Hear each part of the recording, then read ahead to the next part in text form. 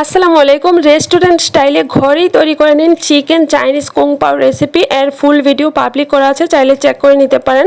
এই মজাদার রেসিপির জন্য হাফ কেজি বোনলেস চিকেন নিয়েছি এবং এইরকম সাইজ করে কেটে নিয়েছি। কিছুটা লবণ, 1 চামচ ব্ল্যাক পেপার, 1 চামচ ডার্ক সয়া সস এবং 1 চামচ ভিনেগার দিয়ে খুব ভালোভাবে ম্যারিনেট করে রেখে দিয়েছি। একটা বাটিতে 2 চামচ কর্নস্টার্চ বা কর্নফ্লাওয়ার, কিছুটা পানি দিয়ে একটা মিশ্রণ তৈরি করে নিতে হবে। এবারে একটা বাটিতে 1 থেকে 1.5 চামচ টমেটো কেচাপ, 1 চামচ ডার্ক সয়া সস, 1 চামচ ওয়েস্টার্ন সস এবং কিছুটা ভিনেগার আর দিয়ে দিচ্ছি সেই মিশ্রণটা 1 চামচ এবং কিছুটা ব্ল্যাক পেপার 1 চামচ, কিছুটা লবণ, পানি দিয়ে একটা মিশ্রণ তৈরি করে নিয়েছি। কর্নস্টার্চের মিশ্রণটা আবারও চিকেনে 1 চামচ দিয়ে ম্যারিনেট করে নিয়েছি। একটা প্যানে তেল দিয়ে 2টো দারুচিনি, 5-6টি শুকনো মরিচ কেটে দিয়েছি। তারপর চিকেনটা 5-6 মিনিট রান্না করার পরে আদা এবং রসুন দিয়ে দিলাম।